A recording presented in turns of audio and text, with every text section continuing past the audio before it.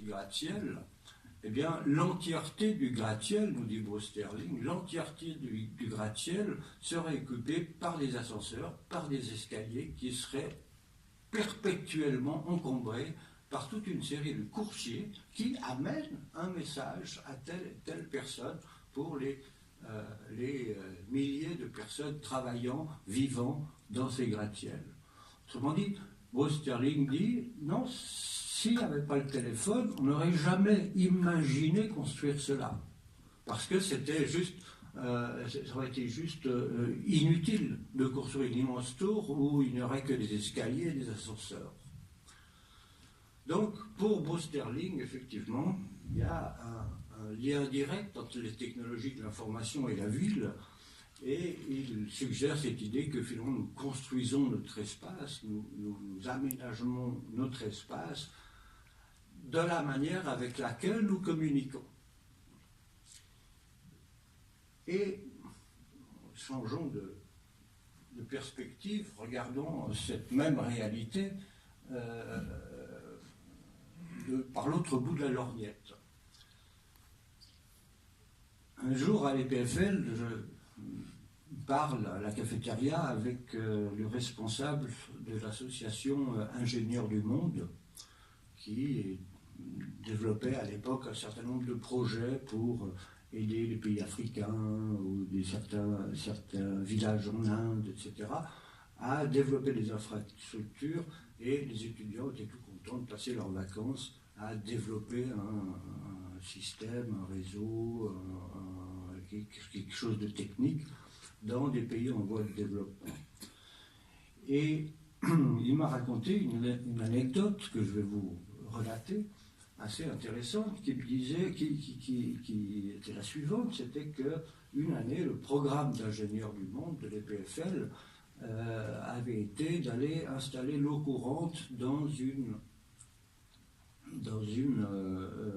un village du Nord Mali, au nord du Mali, où effectivement l'eau, la gestion de l'eau se fait autour du puits. Il y a un puits et puis on amène l'eau nécessaire aux domestiques, à la domestique du village, avec ces grands bocaux d'alu fabriqués en Chine, probablement.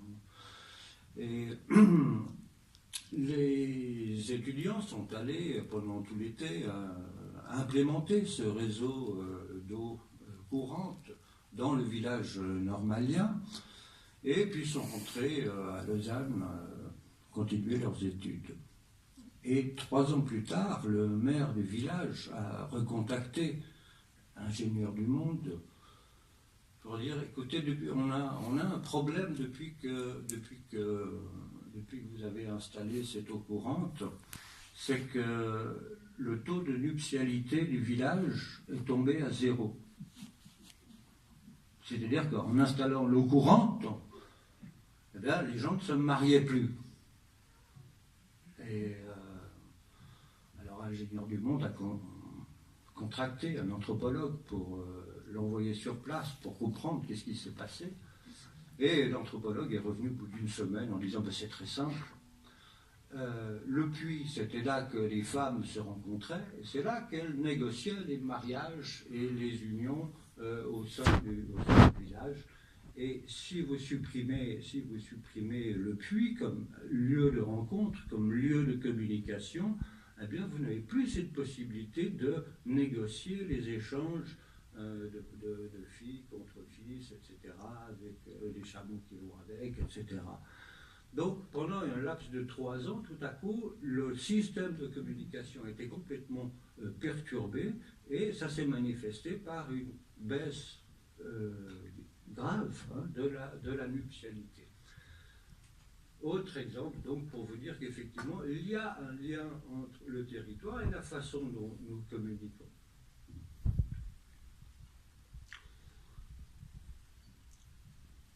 Et puis enfin, quand on parle de territoire, quand on parle de territoire, il y a 3 notions qui viennent toujours associer ce vocable, c'est d'abord la notion de frontière. Un territoire a une frontière. Une frontière. Il a un prince, il a une autorité qui dispose des lois qui vont s'appliquer à l'intérieur des frontières qui constituent le territoire. Et enfin, il y a aussi cette notion dans le territoire qui est celle d'espace vital. J'ai besoin de cet espace vital pour nourrir la ville. C'est vrai qu'au Moyen-Âge, vous aviez des mandements dans beaucoup de villes. C'était des communes qui étaient rattachées à la ville, qui avaient des accords particuliers pour nourrir la ville dans ses remparts, etc.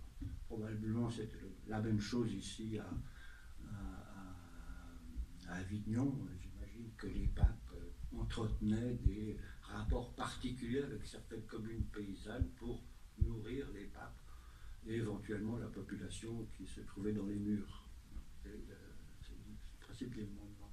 Donc, on voit ici quelques images du déploiement du réseau de télégraphe aux États-Unis, qui a été, pour ceux qui sont férus de bande dessinée, Lucky Luke, le fil qui chante. C'est un épisode qui retrace cette épopée de traverser l'entièreté du territoire américain par un réseau de communication qui fasse que on puisse communiquer entre Boston et San Francisco extrêmement rapidement, ce qui changeait vraiment la donne dans la gestion et dans l'organisation, dans le contrôle du territoire. Forcément, quand vous implantez un réseau de télécommunications, vous marquez le territoire, ici par des poteaux électriques, des poteaux qui tiennent le fil qui chante. Et du reste, pour la petite anecdote, c'est intéressant de voir que les entreprises qui ont financé le télégraphe aux États-Unis, ce sont les entreprises qui avaient déjà une possession du territoire quelque part, à savoir les voies de chemin de fer, les Pony Express, etc., qui transmettaient les messages, et ils ont vite investi dans cette infrastructure pour continuer à garder, si vous voulez, en quelque sorte, leurs privilèges. Maintenant, on continue. La fibre optique, elle se met le long des voies d'autoroute, elle se met dans les canalisations urbaines, dans les voiries techniques, etc.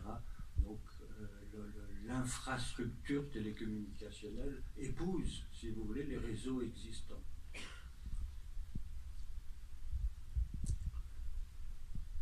Venons-en maintenant à cette notion de révolution numérique. Alors, les historiens parlent de 3 révolutions industrielles qui ont constitué notre économie depuis le début du XIXe siècle, avec la première révolution industrielle étant celle qui est alimentée par le charbon pour la machine à vapeur, avec le développement du chemin de fer, avec les usines, l'industrialisation. L'industrialisation n'était pas possible sans une énergie telle que celle de la vapeur. Et la deuxième révolution, c'est celle du pétrole, la pétrochimie qui a boosté l'industrie pharmaceutique, qui a rendu l'automobile possible, qui a fait beaucoup de choses en pharmaceutique, qui a inventé le plastique. Imaginez aujourd'hui le monde sans plastique. C'est presque, on a oublié que pour faire du plastique. Et la troisième révolution industrielle, selon Jacques Nerenc, selon Rifkin, selon tout plein d'auteurs, c'est la révolution de l'information. C'est la révolution du numérique. Qu'est-ce qui s'est passé là pour qu'on parle véritablement de révolution? Je vais essayer de vous résumer rapidement pourquoi c'est une révolution. Pourquoi on peut dire que c'est une révolution?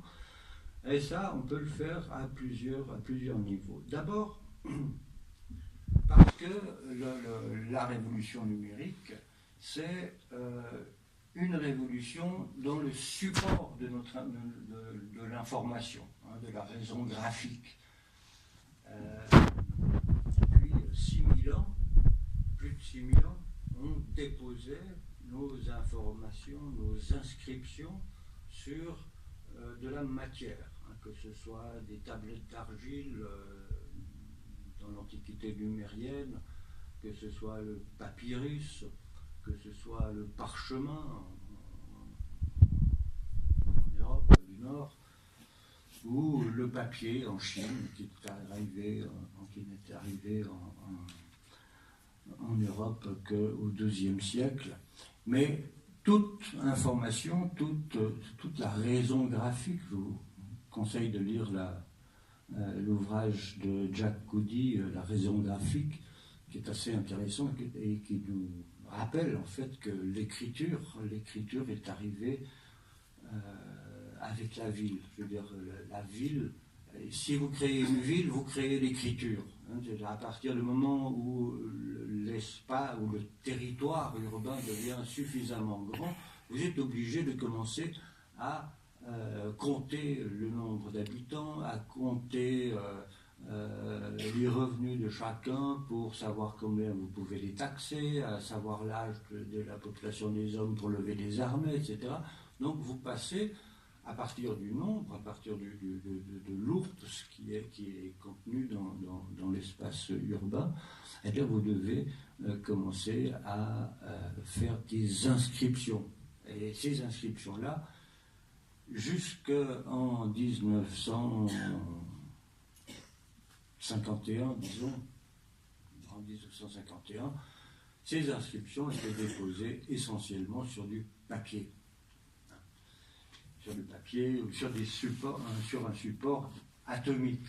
Ce qui fait que l'information sur un support atomique, eh ben, elle suit un certain nombre de règles et un certain temps de transmission qui est corrélatif au temps que prend un cheval pour aller de Paris jusqu'à Lyon en voie express.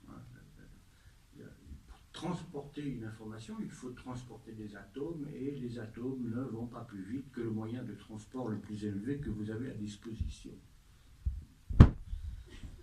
Et la révolution numérique, justement, c'est qu'elle va déplacer ce support essentiel, ce support principal, elle va le déplacer sur l'électron. Ce n'est plus l'atome qui va être l'inscription de nos informations, mais c'est l'électron et tous les développements de l'électronique. Hein, l'électronique a commencé en 1808 avec la sonnette.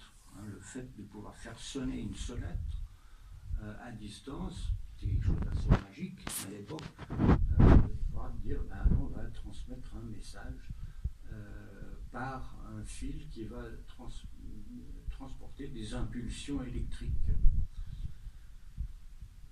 Et la chose s'est considérablement développée.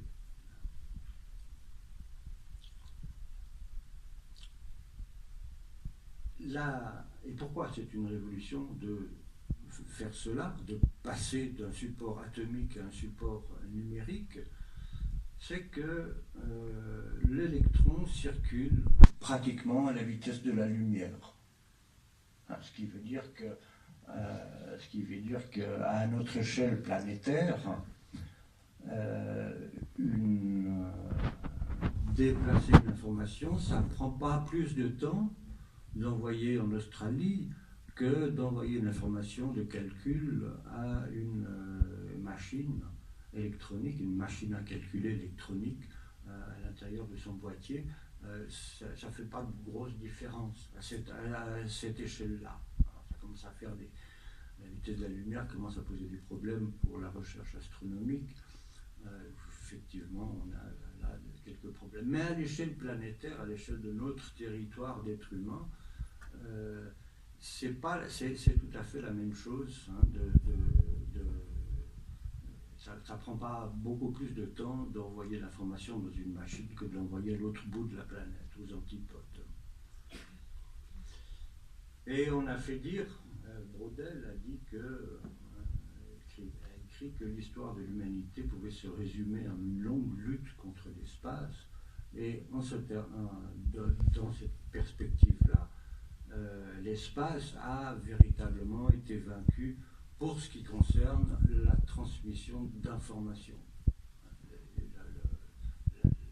La barrière de la distance, la barrière de ce qui fait quelque part le territoire au sens kantien du terme.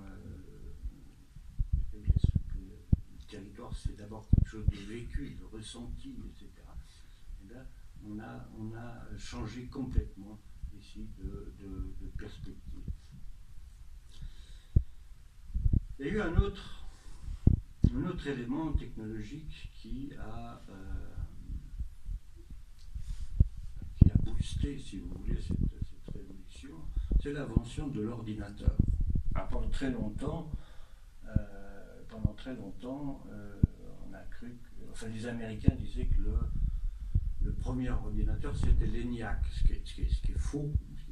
L'ENIAC n'était pas un ordinateur, mais c'était le dernier des calculateurs électroniques que l'armée américaine a fait construire pendant la Deuxième Guerre mondiale.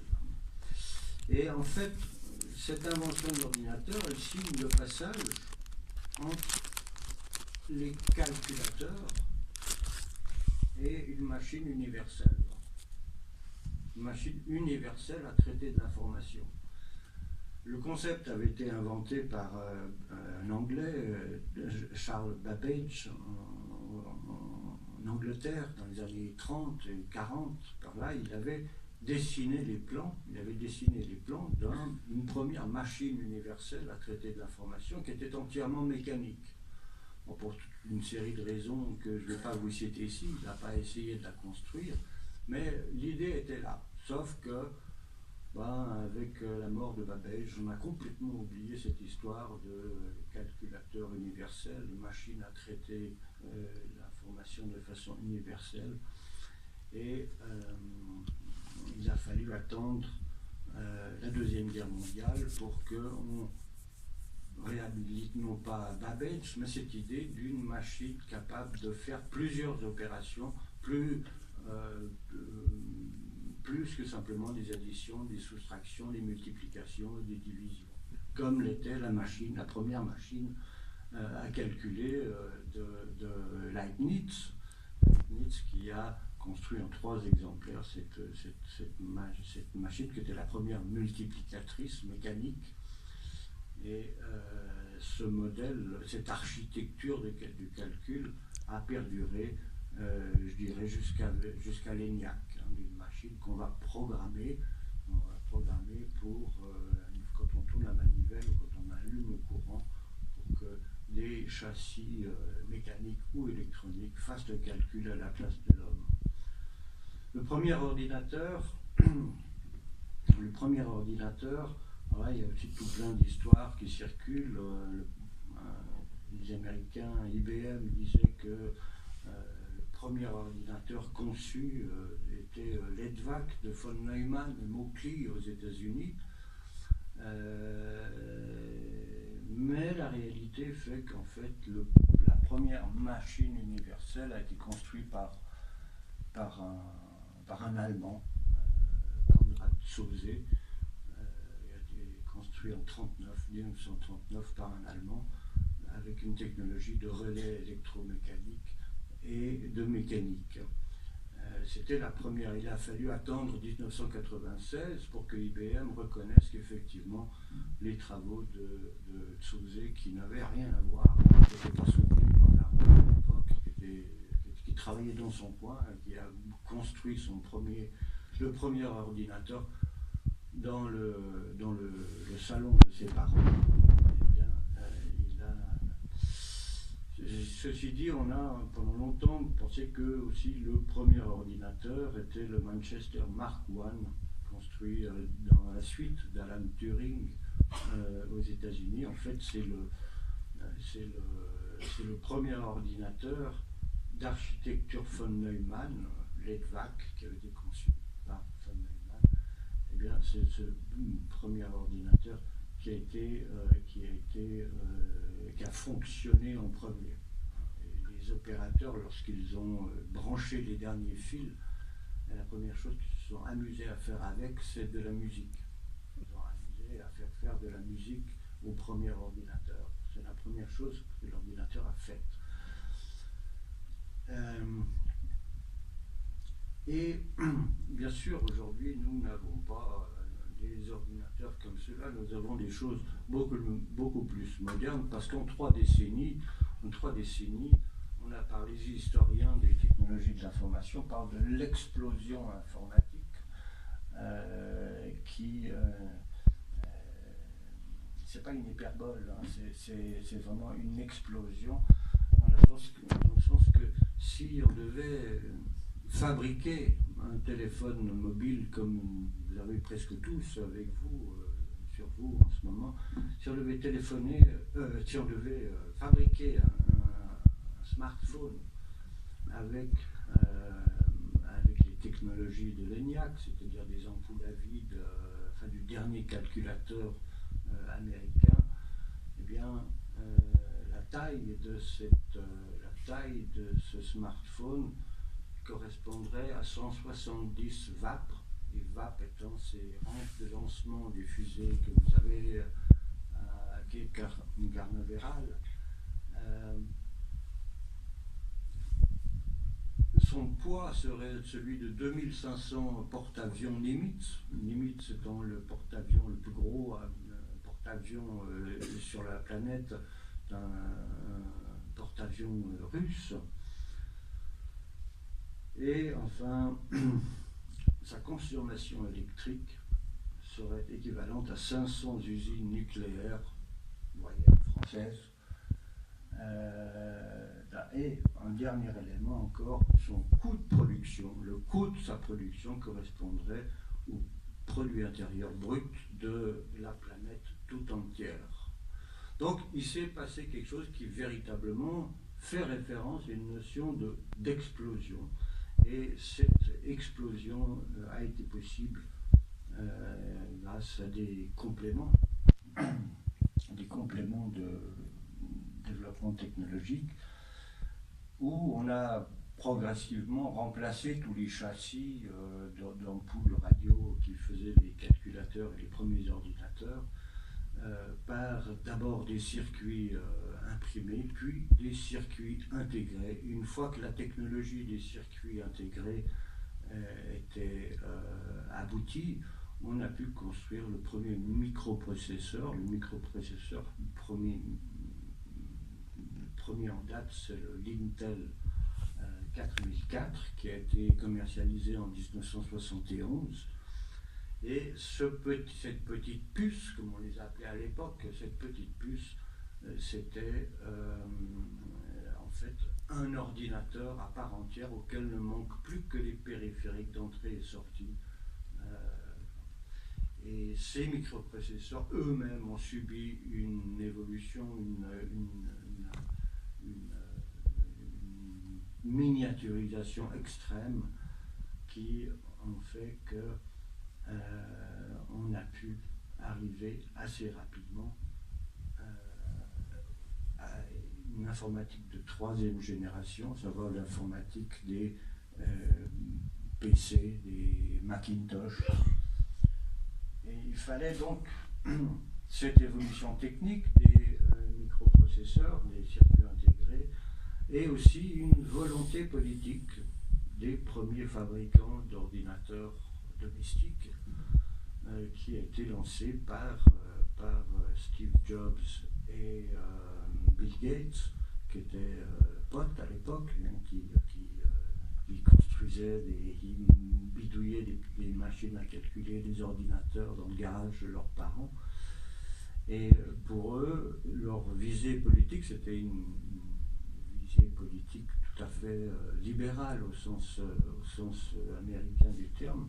Ils disaient qu'il fallait restituer le pouvoir des ordinateurs au peuple. C'est-à-dire il y avait ce slogan « One man, one computer ». C'est-à-dire qu'avant tout, les ordinateurs étaient réservés aux grandes entreprises, aux grandes administrations d'État, ça coûtait très cher, il fallait de la place. Mais avec les microprocesseurs, on peut construire des ordinateurs personnels et restituer ce pouvoir de calcul à tout un chacun. Donc c'était cette politique, cette volonté politique libérale de ces deux protagonistes de la troisième informatique qui ont lancé l'industrie, la fabrication, la vente des ordinateurs personnels. Ça ne s'est pas fait tout de suite. Effectivement, le premier PC est sorti en 82, 83, je ne me souviens plus, par là. Et donc il a fallu 11 ans. Parce que ces deux lurons sont allés voir le directeur commercial d'IBM. On pourrait fabriquer avec des microprocesseurs, on pourrait fabriquer des ordinateurs personnels. Ce serait bien qu'on se lance là-dedans. Et le directeur commercial d'IBM leur a dit non, pas question, ça n'a aucun avenir commercial. Aucun. Et en fait, il avait raison. C'est pas fou, hein, le directeur commercial d'IBM. Il avait raison parce que il n'y avait pas de logiciel. Qu'est-ce que vous pouvez faire avec un ordinateur où on ne fait tourner aucun programme? Vous devez écrire vous-même vos propres programmes. Je ne sais pas quoi à l'époque, dans Fortran, mais enfin bon, peu importe. C'est de l'archéologie, ça. Et donc il a fallu développer cette construction logicielle qui est une construction c'est du conventionnel, il faut se mettre d'accord. Hein, par exemple, quand les Européens ont dit nous on veut faire notre propre langage de programmation, il y a une volonté politique où quelque part dans le territoire numérique on va s'affirmer en tant qu'Europe avec un langage de programmation qui soit accessible au plus grand nombre, etc. Et l'Assemblée s'est tenue à Zurich et tous ces mathématiciens se sont écharpés pendant une nuit entière pour savoir s'il fallait séparer les décimales avec un point ou une virgule. Les Américains ont opté pour le point, les Européens disent non, nous on va mettre une virgule. Et puis ça a posé des problèmes parce qu'après la compatibilité des programmes entre eux, c'était pas exportable et tout. Donc c'est une histoire de convention. Tout ce que nous faisons sur nos téléphones portables, nous agissons des programmes, des applications. Ce sont des programmes, c'est de l'écriture, c'est une écriture. Et les PC sont arrivés et nous ont amené quelque chose de nouveau qu'on ne connaissait pas jusqu'à présent, à savoir un nouveau mode de diffusion de l'information. On connaissait depuis longtemps le courrier épistolaire, le télégraphe, puis le téléphone. Ce sont des communications one-to-one. D'une personne à une personne, vous transmettez une information, vous écrivez à la main une lettre, vous mettez la poste, mettez un timbre, et le facteur vous amène la lettre à son destinataire pour une personne. Il aime pour le télégraphe, il aime pour le téléphone depuis ses débuts, enfin à ses débuts. Et puis, le deuxième type de communication qu'on connaissait aussi, c'était le one-to-many. L'imprimerie de Gutenberg était on peut dire que les moines copistes faisaient aussi du one-to-many en recopiant des textes. Mais l'imprimerie a été ici la vraie révolution dans ce mode de communication qui, à partir d'un pouvoir, on peut diffuser une information au plus grand nombre. Ensuite, on a eu la radio, puis la télévision. Tout ça, ce sont des moyens de communication, des moyens de communication qui vont de un, qui a le pouvoir de le faire, à plus grand nombre. Et l'ordinateur, les technologies de l'information, HTML, la quatrième informatique, c'est-à-dire à partir du moment où les PC ne sont plus simplement des machines qui sont sur votre bureau et reliées à rien, mais tout à coup votre PC devient tout à coup un terminal, à nouveau devient un terminal du cloud, d'un grand univers, un univers virtuel qui serait au-dessus de vous. Et c'est ce que certains auteurs ont appelé le many-to-many, ou any-to-any, n'importe qui peut envoyer un message à plusieurs personnes, à un grand nombre de personnes, à 3 personnes, etc. Et c'est aussi une différence assez notable. Voilà, je pensais bien de rappeler un petit peu ces jalons historiques avant de rentrer peut-être plus dans le vif du sujet. Qu'est-ce que ça change dans la vie? Qu'est-ce que ces technologies de l'information changent dans la vie? Jeremy Rifkin disait que le passage du territoire au cyberespace constitue un des plus grands bouleversements de l'organisation humaine. C'est une hypothèse de Rifkin, mais c'est celle qui m'est posée ce soir. Est-ce que ça modifie fondamentalement notre rapport au territoire? Ma réponse sera mitigée aujourd'hui. Elle sera un peu plus mitigée qu'il y a 25 ans. Mais pour répondre à cette question, je suis obligé de revenir un petit peu à quelques définitions sur qu'est-ce que c'est qu'une ville au fond. Pourquoi est-ce que les humains se concentrent dans des villes? Pourquoi est-ce qu'ils simplement ne se garent pas sur les territoires, je ne sais plus. Pourquoi est-ce qu'ils se concentrent sur le territoire? Quelle est la nature de ça? Et je crois que la citation de Calvino que vous avez mis en exergue de votre colloque demain est assez parlante et m'interpelle en tout cas. La citation, c'est celle-ci: les villes se croient à l'œuvre de l'esprit et du hasard, mais ni l'un ni l'autre ne suffisent pour faire tenir debout leurs murs. Et c'est une phrase qui bien mérite dissertation, et je pense que vous aurez l'occasion de décortiquer cela ces 2 prochains jours. Mais il faut plus que du réseau technique, il faut plus que des pierres, il faut plus que des parpaings pour faire une ville. Il faut qu'il y ait des gens qui fassent usage de ces infrastructures pour que la ville ait quelque part un sens. Alors à l'époque, j'étais parti sur une définition assez minimaliste de la ville. Quelle est la définition la plus minimaliste qu'on puisse trouver de la ville? Et j'étais arrivé sur cette idée que la ville, finalement, ce qui fait la ville, c'est le fait d'être sur un nœud d'échange, à la croisée des chemins. C'est à la croisée des chemins qu'on va construire les villes. À quelques exceptions près, comme les villes minières ou les villes portuaires. Je crois qu'une ville portuaire, c'est un nœud d'échange aussi.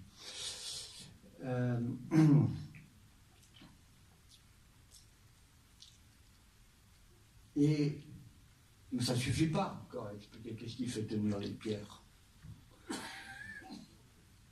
La raison d'être d'une ville, c'est que sur un nœud dans un réseau, on va minimiser le temps de cet échange de biens et d'informations.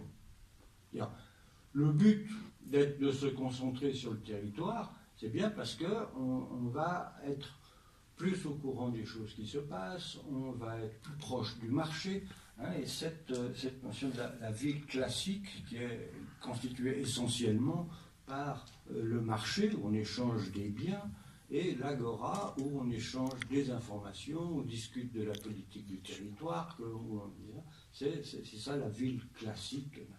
Donc cette idée-là de dire qu'au fond,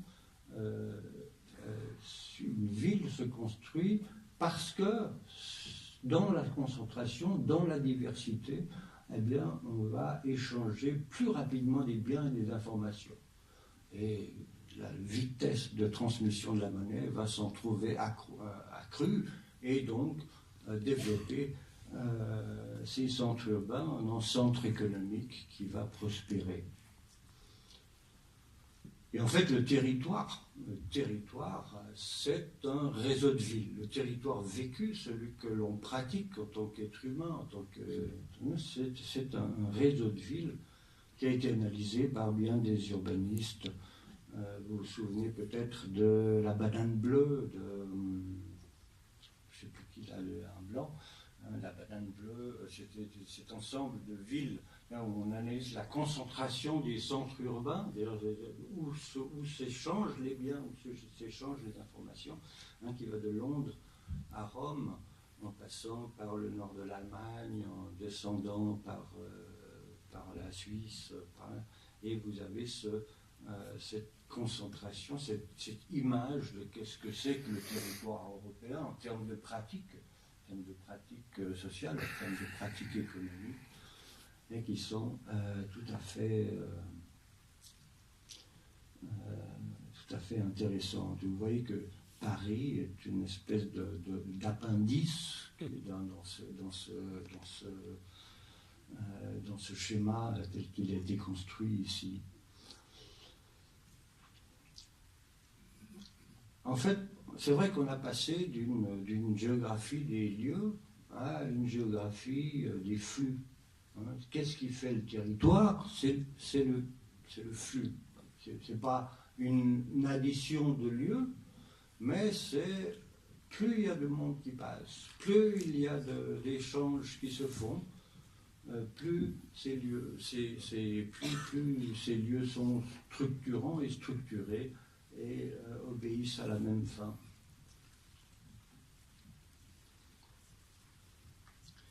Et après avoir revu et corrigé mon idée de ville virtuelle, j'ai émis l'hypothèse de la glocalisation. C'est-à-dire que l'effet des technologies de l'information sur les territoires serait un espèce de phénomène hybride entre une technologie globale qui est d'échelle planétaire et un aménagement, un réagencement des possibilités du travail, des possibilités de l'être ensemble à un niveau local. Et pourquoi j'en étais arrivé à cette hypothèse? C'est parce que en 92, j'avais demandé au service informatique de l'EPFL de me fournir un extrait du fichier log des emails de l'époque. Je voulais analyser en fait l'étendue scientifique de l'école par le monde en analysant, en comptant le nombre d'emails envoyés dans tel pays, dans telle région du globe, etc. Et faire une cartographie de ces échanges scientifiques. Et j'ai reçu les données, j'ai commencé à les analyser. Ma première stupéfaction a été de voir que plus de 90% des emails envoyés par les collaborateurs de l'EPFL étaient envoyés à l'intérieur de l'EPFL. Et il me dit, mais attendez, il y a un paradoxe là. Pourquoi est-ce on est en train d'utiliser un moyen global pour envoyer un email à son collègue de bureau qui est dans le bureau d'à côté pour lui dire « Tu viens boire un café à 4 heures ?» Et peut-être plus de 90% de l'usage de ce moyen global qui est utilisé pour faire fonctionner du local. Et à l'époque, ça m'avait intrigué. Alors j'ai pensé au terme de glocalisation parce que il y avait cette idée-là, d'abord que on se rendait bien compte, déjà avec la notion de ville virtuelle, que le cyberespace volait à la ville, dérobait à la ville sa fonction essentielle de lieu d'échange de biens et d'informations. Vous voyez ? Bien, si la ville, son monopole, c'est vraiment l'échange de biens et d'informations, alors, à partir du moment où le cyberespace peut faire du téléachat, peut faire tout ce qu'il fait aujourd'hui, quel est encore le sens de la ville si la ville n'a plus son rôle originel de nœud d'échange fondamental, de nœud d'échange de biens et d'informations. Et le terme de localisation, je me suis penché un peu sur le terme. Virilio dit que c'est un terme américain, pas tout à fait exact. En fait, le concept de localisation, tel que je l'entends ici, existe au Japon depuis plusieurs siècles. Et c'est un concept qui est lié aux politiques agricoles, qui dit en quelque sorte qu'il est absurde, il est illusoire de vouloir imposer une loi sur l'ensemble du territoire sans tenir compte des réalités locales différentes. C'est-à-dire que, par exemple, en France, c'est très difficile à faire passer cette idée-là qu'une loi ne puisse peut-être pas être appliquée partout sur l'ensemble du territoire. Et par contre, on peut des fois se poser des questions. Je sais pas, j'ai beaucoup d'amis qui habitent à l'île de Ré et ils se plaignent que leurs enfants ne peuvent pas venir les voir parce que payer 16 € le pont, ça coûte trop cher, quoi. Et il y a eu une pétition pour demander que chaque famille puisse avoir un certain nombre de droits de passage pour les membres de la famille qui viennent les visiter à Noël, à Pâques, à la Toussaint, etc. Et que c'était pas compliqué d'imprimer des petits tickets pour dire voilà, c'est un mot pour un passage. Mais la préfecture a refusé, n'est pas rentrée en matière sur cette pétition parce que c'était une violation de la loi anti-privilège. Donc évidemment, le principe de la dochakoka, je ne sais pas si je prononce bien en japonais, mais la dochakoka qui signifie ce concept de localisation, à savoir qu'une loi ne peut pas être imposée partout sur le territoire avec la même force, si ça dépend du lieu, il faut adapter cela. Eh bien, elle ne passe pas dans notre esprit républicain. Donc, moi, ça me semblait intéressant, à partir de cette expérience sur l'analyse des flux d'emails de l'EPFL, et c'est plus de 90% des emails qui s'envoient de collègues à collègues, que vous connaissez aussi dans vos spams, vos emails, vous avez plein de mails de partout. Et j'avais défini en 1995, à l'occasion d'un colloque que j'avais organisé à Monte Verita, au Tessin, sur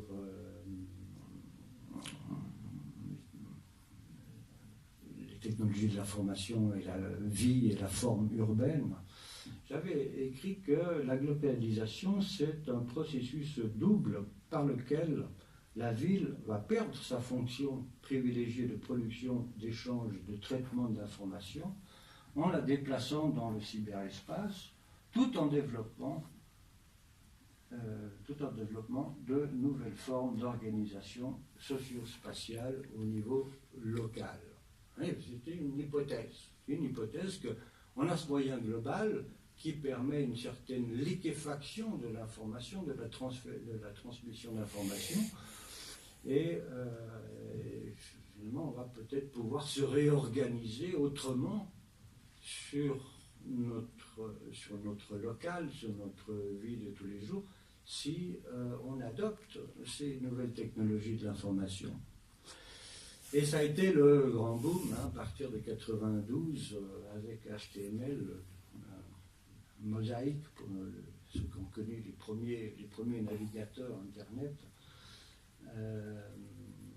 C'était le langage HTML qui a permis cette notion d'hypertexte. On rentre dans que le cyberespace est un espace pour nous usagers, qui est un espace hypertextuel. On est parti à toute allure dans dire « Ah, mais c'est merveilleux, on va pouvoir faire du télétravail, madame pourra rester à la cuisine, faire travailler à la maison, plutôt que de prendre sa voiture pour aller taper la lettre sur un ordinateur dans son bureau. On va réduire le transport automobile parce que les gens vont moins se déplacer, etc. » Ce qui a été complètement faux. Ça n'a pas fonctionné. Ça n'a pas fonctionné pour des raisons probablement très anthropologiques. Cet échec du télétravail, comme disait le professeur Davy, il reste toujours ce besoin de relations directes, et je le cite, indispensable à une communication informelle, c'est-à-dire approfondie. C'est-à-dire que pour gérer une relation avec quelqu'un, vous avez besoin de ce rapport corporel, olfactif de la personne, pouvoir parler de tout et de rien, pour voir comment il réagit, etc. Et ce que la communication par les réseaux ne laisse que peu de place à cette chose-là. Et souvent, j'ai beaucoup appris des gorilles. J'étais au Rwanda pour le CICR, et à la fin d'une mission, je suis allé visiter les gorilles des montagnes. On part avec un guide, il est armé, on est un petit groupe, on part sous la pluie dans les bambous, et puis tout à coup on se retrouve au milieu d'une tribu de gorilles. Et on était assis par terre. C'est gros, un gorille, hein, ça a une certaine prestance. Et j'étais assis par terre là, et puis un bébé gorille, il devait avoir 3 ans comme ça, il vient vers moi, tout content, en gambadant, et puis il commence à fouiller dans mes poches.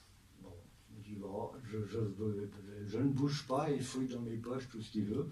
Puis ensuite, il ne trouve rien dans les poches, alors il va regarder dans mon sac, qu'est-ce qu'il y a, etc. Et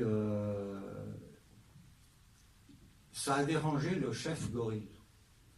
C'était pas normal que le gamin aille jouer avec un humain comme ça, donc il a commencé à me faire la danse du ventre. J'ai jamais eu aussi peur de ma vie.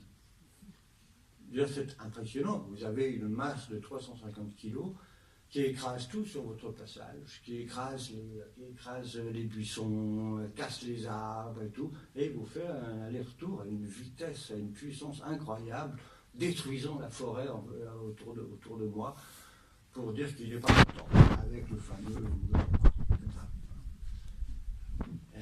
Moi j'étais glacé de peur, j'étais vraiment terrorisé, et je voyais du coin de l'œil l'index du guide qui se crispait un peu sur la gâchette de son fusil.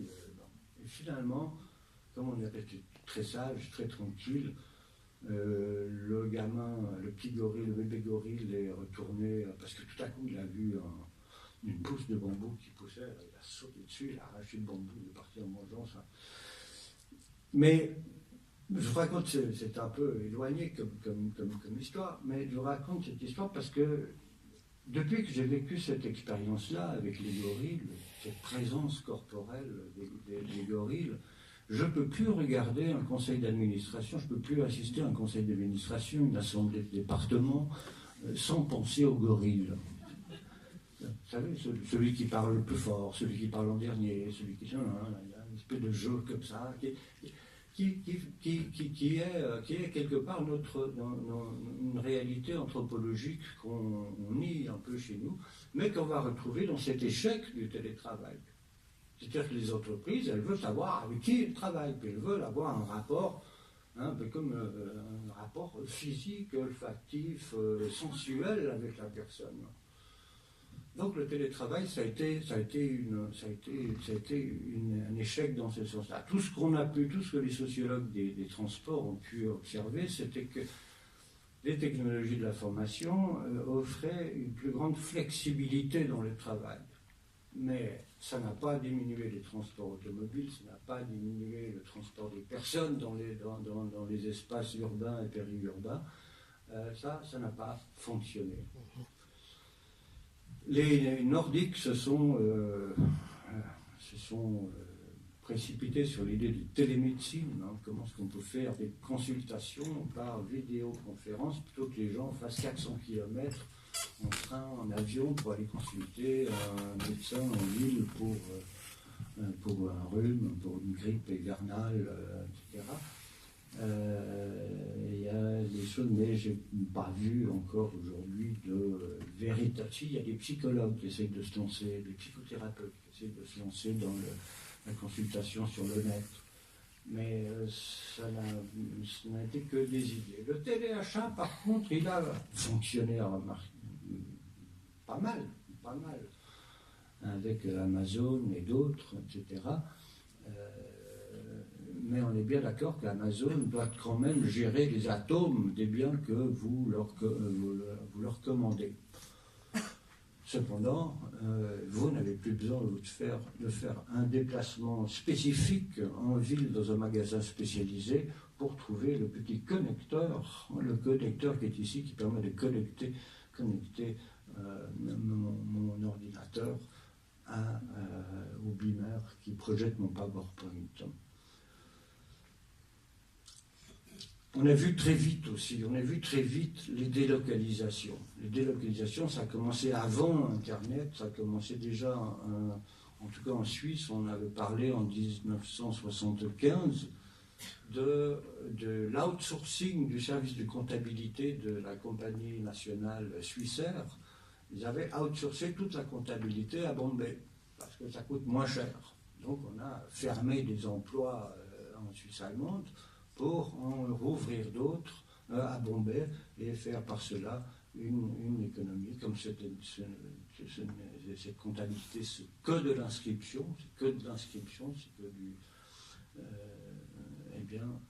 on pouvait délocaliser ce type d'entreprise. Et bien sûr, vous avez une kyrielle d'exemples, ceux qui se ont été rendus possibles. Aujourd'hui, les téléopérateurs qui vous téléphonent, ils sont au Maroc, en Afrique du Nord. Tous ceux qui essaient de vous vendre des trucs, des machins, ces marchands ont outsourcé cette téléopération en dehors du territoire hexagonal. On parle aussi de télésurveillance, de télédétection. Je ne vais pas rentrer dans tous les détails ici. On fait du télétout. À partir du moment où on peut être affranchi du temps du transfert de l'information, effectivement, on peut faire tout plein de choses. Ce qui était arrivé par la suite, ça c'était les premières pensées qui sont arrivées avant 95. Ce qui s'est développé par la suite, c'était beaucoup plus précis, où en fait de cette notion de virtuel qui, je pense, aujourd'hui mériterait d'être revisitée. Qu'est-ce que c'est que le virtuel? Est-ce que les mondes numériques sont-ils virtuels?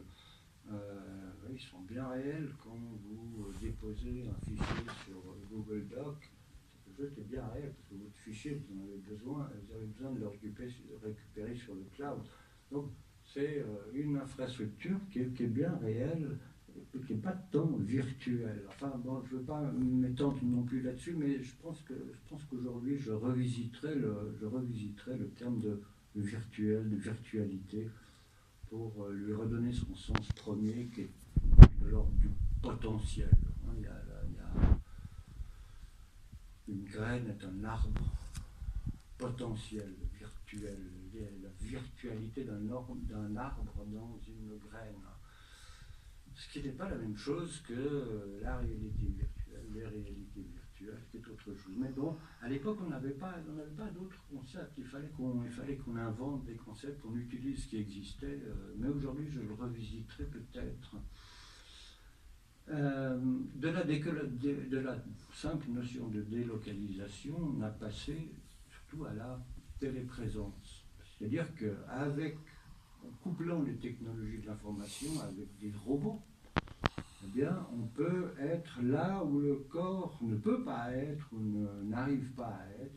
C'est bien sûr l'histoire des drones, les drones militaires d'abord, américains, en Afghanistan, où ce sont des bons Américains spécialistes de jeux vidéo qui vont construire des drones, qui vont piloter des drones depuis un écran d'ordinateur dans une base, peut-être même aux États-Unis, et qui vont piloter ce drone avec un retour visuel exact pour savoir sur qui ils vont lâcher la prochaine bombe. Mais il y a aussi des drones civils. Si vous voulez descendre dans une cuve nucléaire, c'est mieux d'y aller avec un drone que d'y aller tout seul, même avec une combinaison. Il y a peut-être aussi des questions de température qui ne sont pas agréables. Donc explorer les canalisations pour les architectes, regarder, observer toutes les tuiles d'un toit peut-être. Ça veut voir que l'état du toit avec un drone, c'est plus facile que aller chercher une grue, quoi. Vous pouvez faire ça. Bref, cette notion de téléprésence, on la retrouve dans l'usage de plus en plus grandissant des drones. C'est aussi la conquête spatiale. Ici, vous avez un robot qui est piloté depuis la Terre sur Mars, comme les drones en Afghanistan. Et dans l'agriculture aussi, de plus en plus, on remplace le travail par des robots qui sont téléguidés et qui, par des analyses de forme des végétaux qu'ils voient, savent si c'est une mauvaise herbe ou une mauvaise herbe et vont enlever les mauvaises herbes automatiquement sans avoir à mettre de DDT ou de produits toxiques, etc. L'agriculture, effectivement, travaille de plus en plus aussi également avec des drones pour analyser les sols, pour toute une série de... Donc on va chercher une information à l'aide d'un outil, d'un robot, dans lequel on va être téléprésent. On est téléprésent dans une machine qui, je ne suis pas la machine, mais j'y suis dedans, en tout cas avec mon esprit. Les micro-robots, on les utilise aussi de plus en plus en médecine, et ça va se prolonger, on va continuer. Et puis on a eu parce qu'il y a quand même un côté un peu schizophrénique entre le monde dit virtuel et le monde réel, où finalement tout le monde marche dans la rue en regardant par terre parce qu'on regarde son téléphone. Et Google a essayé de lancer, ça a été un flop, le Google Glass, c'était des lunettes où en fait vous verriez le monde selon ces deux réalités en même temps. Vous voyez le feu rouge qui est devant vous, mais en même temps vous voyez qu'on vous a envoyé un message et que vous pourriez peut-être y répondre, pour ne plus avoir cette schizophrénie entre un monde et l'autre.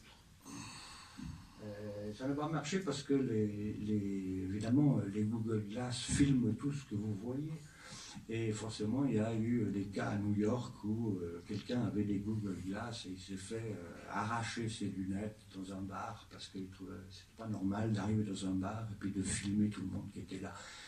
Donc il y a des tentatives qui se font, il y a des choses qui se font, et on n'a encore rien vu.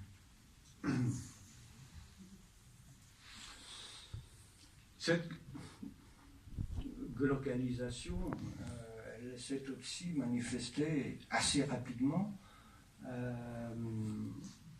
à travers tout le renforcement, voire la création de groupes sociaux.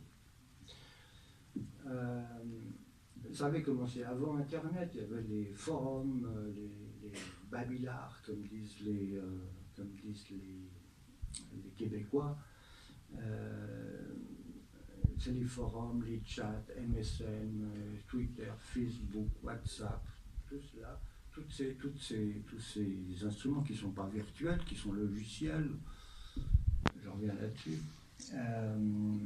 Et on a vu se développer, en fait, le réseau a bouffé le téléphone, si vous voulez. Le téléphone classique est complètement fondu dans ces réseaux sociaux, comme on les appelle, pour développer un autre type de communication, any to any, comme j'en parlais tout à l'heure. Le renforcement des groupes d'intérêt, les groupes d'échange, c'est quelque chose qui est assez impressionnant et qui est assez... c'est là où les réseaux sociaux, où les technologies de l'information ont bien fonctionné quelque part. Le fait de pouvoir, moi qui suis amateur de bonsaï, de jeux de Go, eh bien, pour avoir des informations sur les bonsaïs, eh bien, il y a des groupes sur Facebook, sur n'importe où, plein de groupes, où on peut échanger des informations sur la technique du bonsaï. Ce qui avant était extrêmement compliqué. Il fallait aller au moins dans des librairies, avoir une bonne référence, etc. Mais là, j'ai un besoin tout de suite. Là, comment je peux enlever ce pissenlit qui pousse au milieu de mon bonsaï?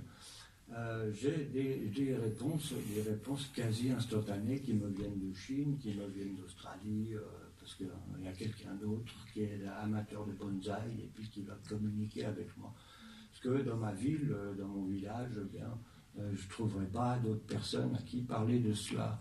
Même chose avec le jeu de Go. Ça fait plus de 30 ans que je suis un petit passionné du jeu de Go.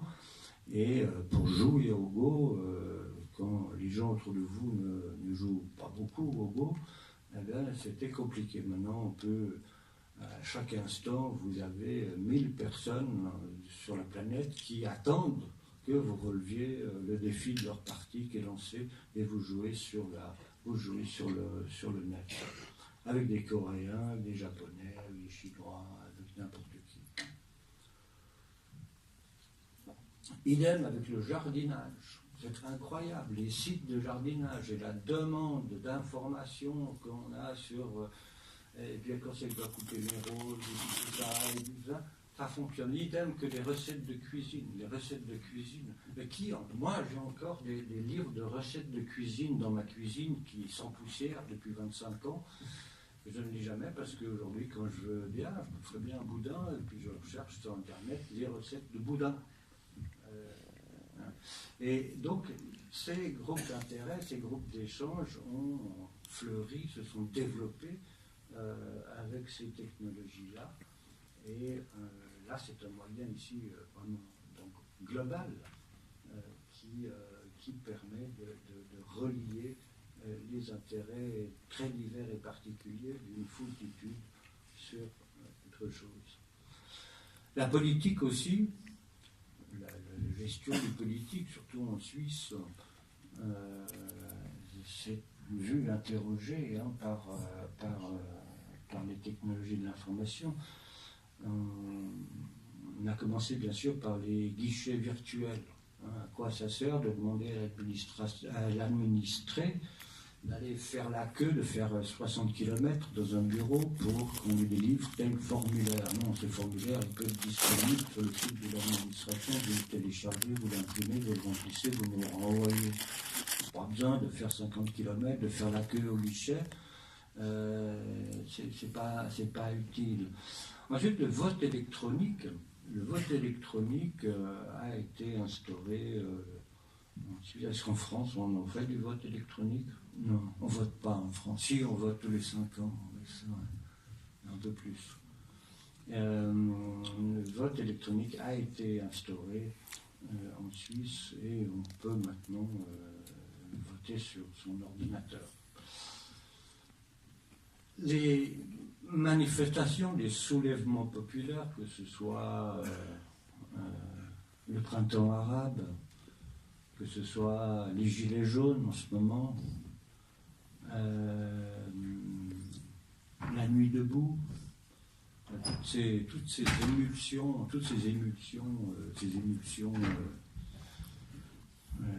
poujadistes qui égrènent la vie politique française,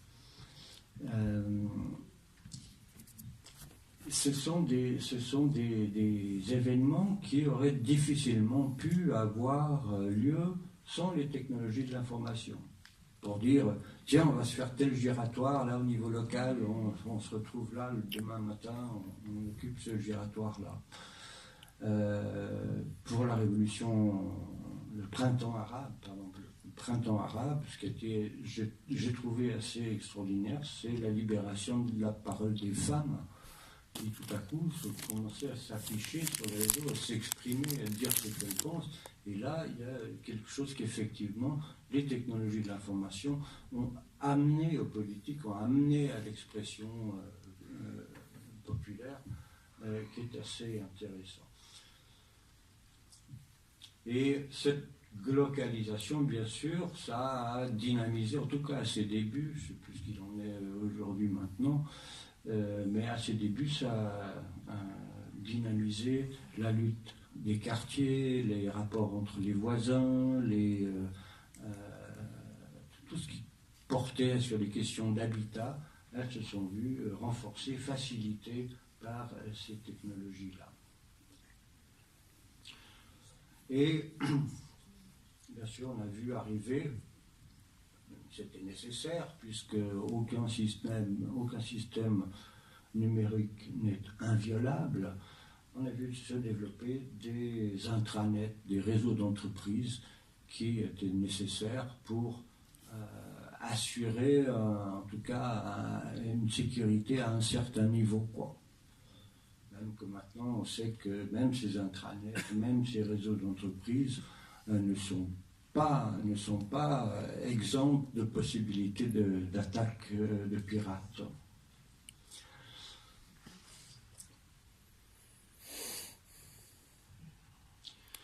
Enfin, ces technologies ont amené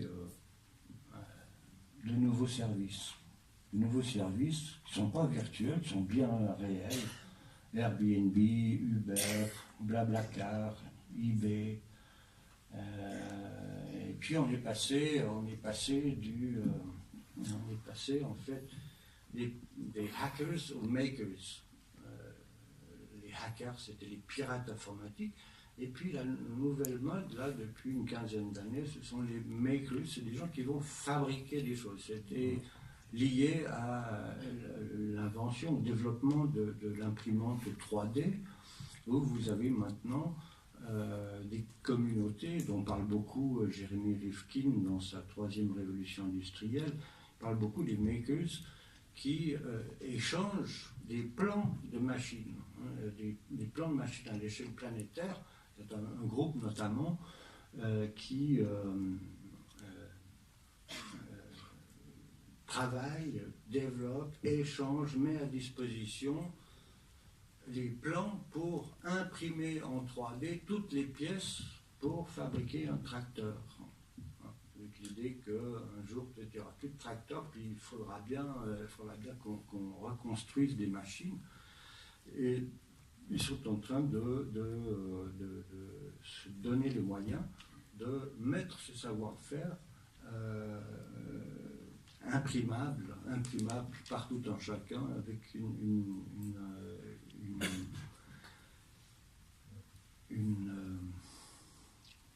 imprimante 3D. Alors on est encore au balbutiement,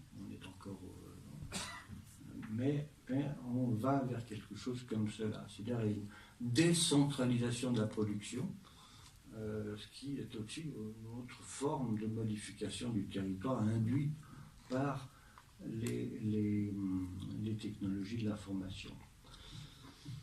Alors qu'est-ce qui change? Qu'est-ce qui change dans l'espace public? Qu'est-ce qui change dans nos villes? Je dirais finalement pas grand-chose. Pas grand-chose ne va changer. On peut noter certaines disparitions d'objets ou certaines apparitions d'objets.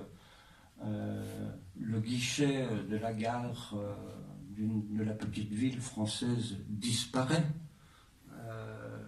parce que maintenant il y a des distributeurs automatiques, vous mettez votre carte, vous prenez votre billet, il n'y a pas besoin qu'il y ait quelqu'un qui soit là à chaque départ de train pour vous vendre un billet. Ça, c'est des choses qui disparaissent.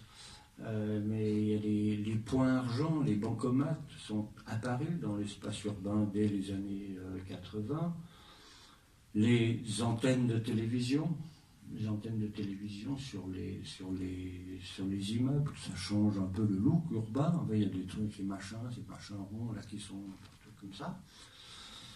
Et bien sûr, cette progressive disparition de la cabine téléphonique, qui pour moi était un moyen de communication important dans ma jeunesse. Je me souviens, à Genève, il fallait toujours avoir 40 centimes dans la poche pour faire un appel téléphonique dans la première cabine téléphonique ou dans le premier bistrot, il y avait un téléphone. Il fallait ces 40 centimes pour parler le temps qu'on voulait. Dans une communication à l'intérieur du territoire suisse. On a vu aussi apparaître les cybercafés. Enfin, à l'époque, au début dans les années 90, c'était un truc, beaucoup de personnes se sont dit ça va être utile, on fait un café, un bistrot où il y a des ordinateurs et puis les gens ils peuvent venir ici, ils louent mon ordinateur et ma connexion. Tant l'heure, et puis on a vu, ça c'est quelques images que j'ai prises notamment en Inde dans les années 90 où on voit ces cybercafés qui naissent en Inde en même temps qu'ils naissaient à Amsterdam, qu'ils naissaient ailleurs. C'est arrivé en même temps un peu partout sur la planète.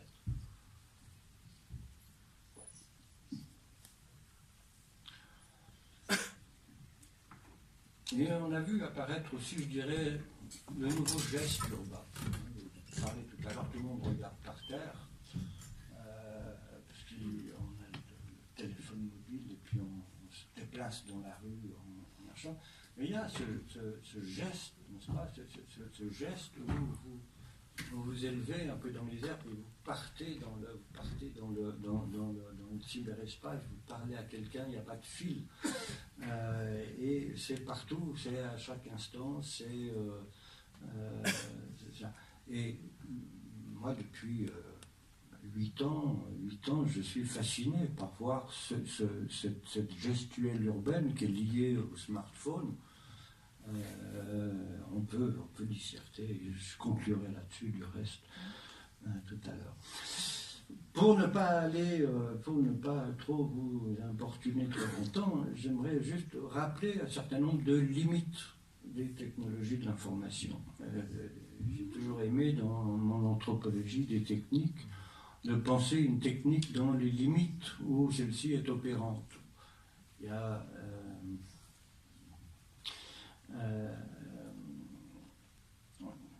vous pouvez éventuellement utiliser une cafetière italienne pour planter un clou. Vous pouvez le faire, vous pouvez imaginer ça, quoi.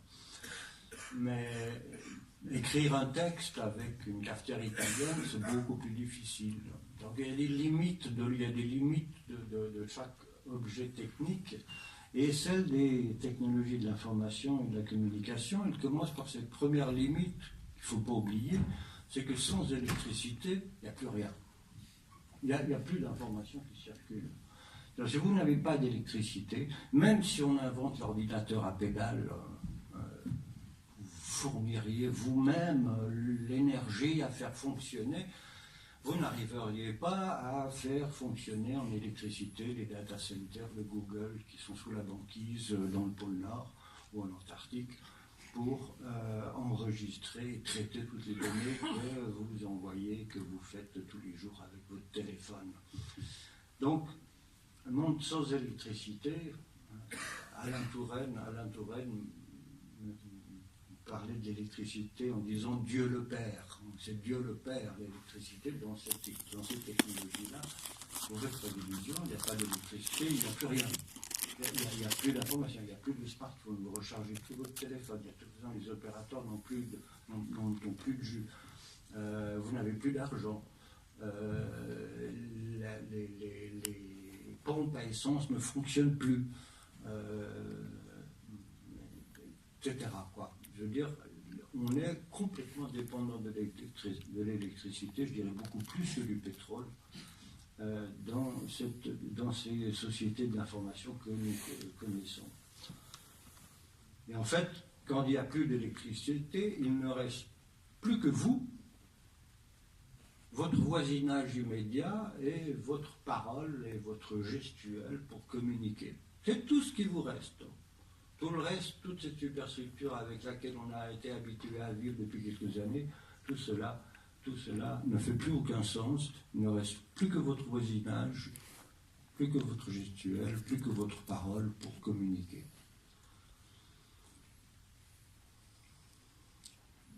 La sécurité, c'est une limite parce qu'aucune sécurité ne peut être assurée sur aucun réseau.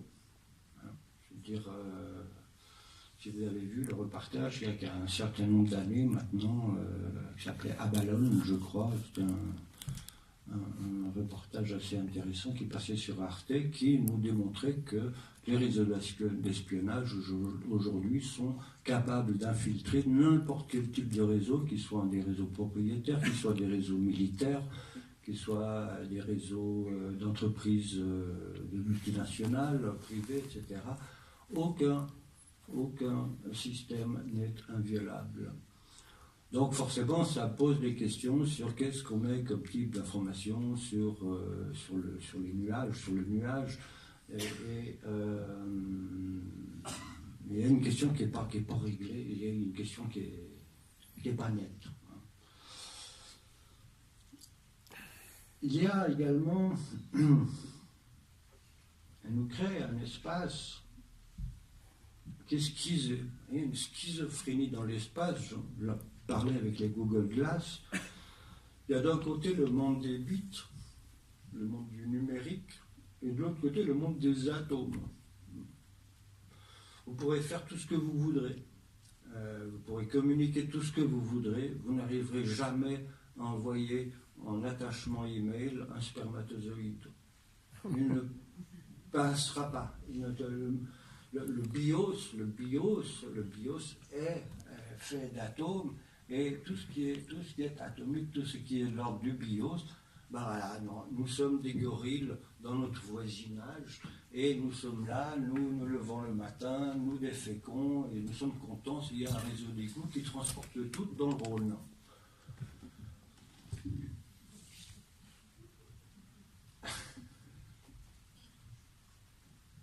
Donc, on a cette menace quelque part d'une schise entre deux mondes que nous consultons, nous vivons dans les deux, et on a souvent tendance à penser que le seul qui compte, c'est celui qui est dans les réseaux.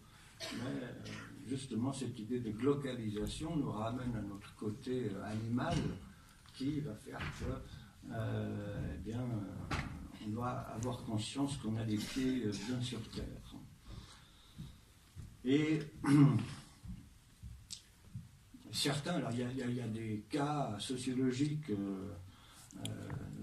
assez graves, hein, certains japonais les hikikomori, qui sont des jeunes de 30, 32, 35 ans, qui ne sortent plus de chez eux, qui sont complètement bouffés par leurs jeux informatiques, leurs réseaux informatiques, qui terrorisent leurs parents, et qui ne veulent plus sortir, et que c'était un problème social auquel a été confronté notamment le Japon.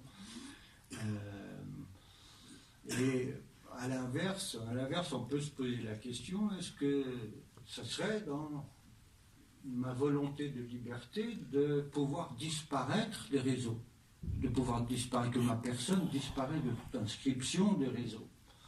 C'est un peu l'antipode. Moi, je veux être complètement en dehors des réseaux. Ou l'autre antipode étant, je suis que dans le réseau et puis amenez-moi à manger et vite. C'est ça. Donc on peut mourir dans l'espace, dans le cyberespace. Dans le cas extrême, on peut y mourir. Et la dernière limite, c'est l'homme. L'homme est limité. L'homme est limité dans son imaginaire.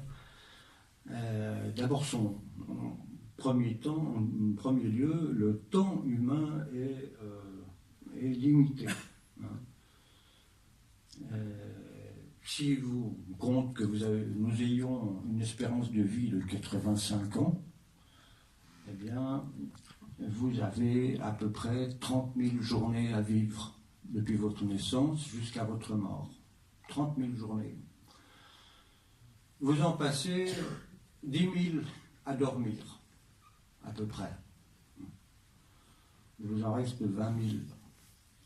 Sur ces 20 000, il y en a quand même une certaine partie importante, non négligeable, qui consiste à produire vos moyens de subsistance, à travailler, à produire vos biens. Alors la question qu'on peut poser, c'est combien de temps est-ce que vous allez garder pour passer sur les réseaux virtuels?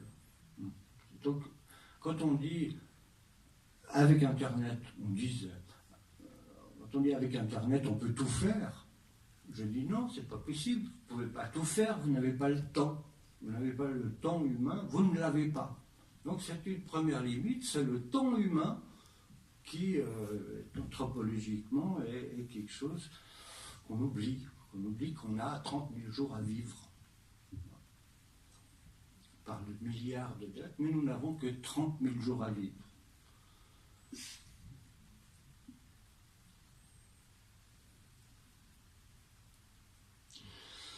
Et puis la dernière résistance, limite humaine, c'est la résistance au changement.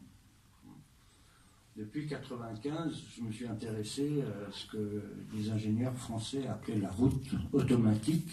La route automatique qui était pas autre chose que le Google Car qu'on est en train de mettre en service, que la Telsa l'idée de dire que, attends, on va sortir de l'ère du cheval, et quand vous conduisez votre voiture, vous n'êtes plus Lucky Luke en train de se promener dans les vastes étendues de l'Ouest, mais vous êtes simplement un opérateur, un usager d'un opérateur réseau. Et cette idée que, pour les questions de sécurité, oui, effectivement, la voiture automatique est bien plus efficace. Et ben, il y a toujours des accidents, il y a toujours des vaches qui ne savent pas lire les écriteaux. Mais ça a été un tollé dans les années 95, dire quoi, abandonner le volant de ma voiture à un robot, c'est impossible, je ne le ferai jamais. Pourtant, en 92, dans la première guerre du Golfe, nous avons tous vu les chasseurs américains sur CNN qui atterrissaient en un atterrissage automatique en pleine tempête de sable. Alors, si vous arrivez à poser un avion de chasse en automatique, eh bien, pourquoi est-ce qu'on ne remplace pas tous les conducteurs par des robots? Ce serait, on irait plus vite. Et là, ça changerait l'espace urbain. Plus de feux rouges, plus de giratoires, une quantité d'objets urbains qui pourraient disparaître, avec des voitures qui pourraient aller, bien sûr, beaucoup plus vite.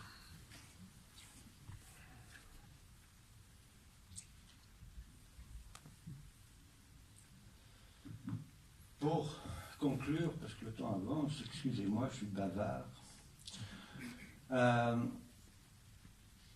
Je dirais que les technologies de l'information, je rappelle qu'elles ne sont pas structurantes pour le territoire, contrairement à ce qu'on a pu penser il y a 25-30 ans.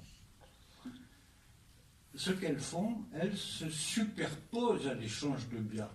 Hein, je veux dire, la carte que je vous ai montrée avec la banane bleue des villes européennes montre qu'en fait, les réseaux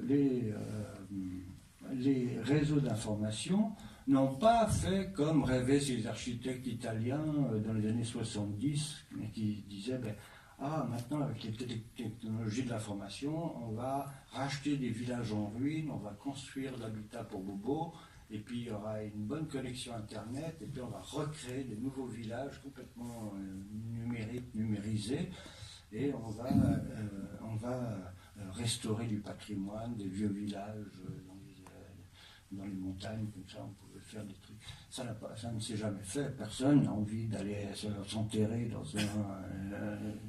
dans un village artificiel reconstruit, personne n'a envie d'y aller, ça ne s'est pas fait. Donc, les technologies, et comme l'ont montré nombre de travaux ces 10 dernières années, les technologies de l'information se superposent aux réseaux existants. Hein, elles accompagnent les atomes, mais elles ne vont pas créer par elles-mêmes des espaces dans des lieux reculés qui pourraient vivre de façon autarcique, comme cela. Ça, c'est de la science-fiction des années 70, mais qui n'a pas vu le jour. Qui n'a pas vu le jour. Donc, si vous voulez, les bits suivent les atomes, mais les bits ne vont pas produire des atomes dans un autre lieu de territoire isolé de ce grand backbone d'échange de biens et d'informations que nous montrait la banane bleue. Mais je dirais qu'en contrepartie, elle transforme nos usages de la ville, et par là, la ville et le sens de la ville, ou le sens que l'on peut donner à la ville. Je ne vais plus dans une agence de voyage pour acheter un billet d'avion. Avant Internet, je me déplaçais en ville, je choisissais mon agence de voyage et j'achetais mon billet d'avion là. Aujourd'hui, on va sur, comment ça s'appelle, Alibaba, Ali, je ne sais plus quoi. On fait tout ça par voie numérique, on a le ticket, la carte d'embarquement, on fait tout, on choisit sa place. C'est bon, on n'a plus qu'à embarquer, on n'a plus qu'à passer le système de sécurité. Mais, donc, de ce fait-là, je ne vais plus non plus dans une bibliothèque. Honte à moi, je ne vais plus dans une bibliothèque. On peut se poser la question, une municipalité aujourd'hui, qu'est-ce qu'elle fait? Est-ce qu'elle a intérêt à dépenser des millions pour construire une grande bibliothèque avec tout plein de livres? Ou bien est-ce qu'elle n'aurait pas plus intérêt à subventionner Wikipédia, pour garder un contrôle sur le savoir qui est en train de se diffuser à travers un moyen comme Wikipédia?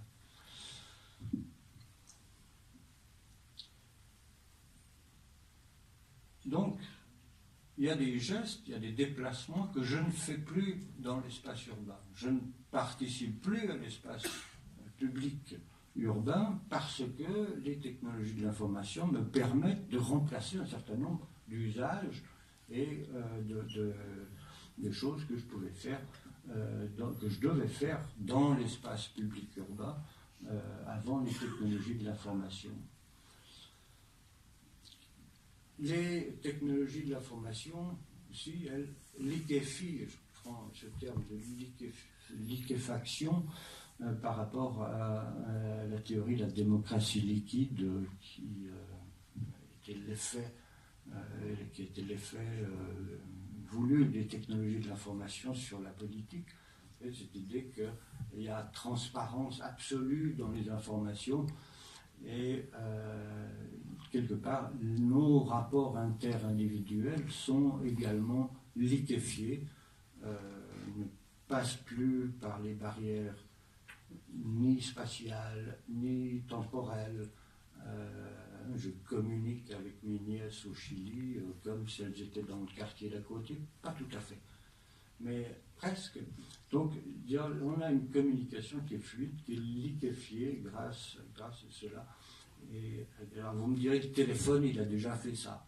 C'est vrai, le téléphone 1920, à partir de 1920, mes amis jurassiens en Suisse, ils disaient maintenant qu'on a le téléphone, je vais pouvoir aller travailler à Lausanne ou à Genève, parce que je pourrais, avec le téléphone, garder un contact avec mes parents. Et donc il y a déjà eu un effet, avec le téléphone, un effet sur la répartition de la population sur l'ensemble du territoire, parce que le téléphone et la voiture permettaient cet éloignement du groupe primaire originel d'un individu.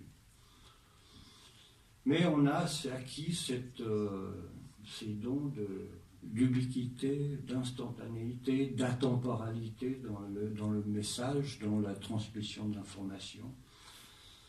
Et forcément, ça change quelque part mon rapport au territoire, mon identification territoriale, mes identifications urbaines que je peux avoir. On peut vivre 20 ans à Paris sans parler français. Même chose à Genève. Il y a plein de gens qui n'ont pas besoin de communiquer dans l'espace urbain où ils se trouvent parce qu'ils sont dans des réseaux, des milieux internationaux.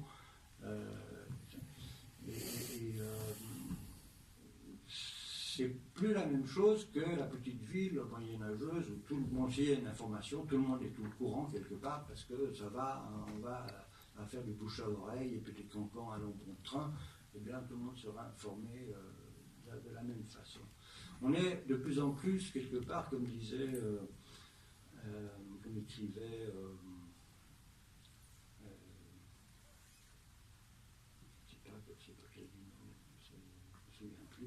qu'on est dans une société d'archipel. On vit dans une société d'archipel, de petites îles qui se côtoient et qui ne sont séparées que par un océan d'ignorance, finalement d'ignorance mutuelle. Et je pense que cette image de société d'archipel, c'est assez bien ce que représente l'impact des technologies de l'information sur la société. Je vous ai mis ces deux images pour conclure, où on les voit souvent sur Internet, on montre un tram ou un métro dans les années 50 où tout le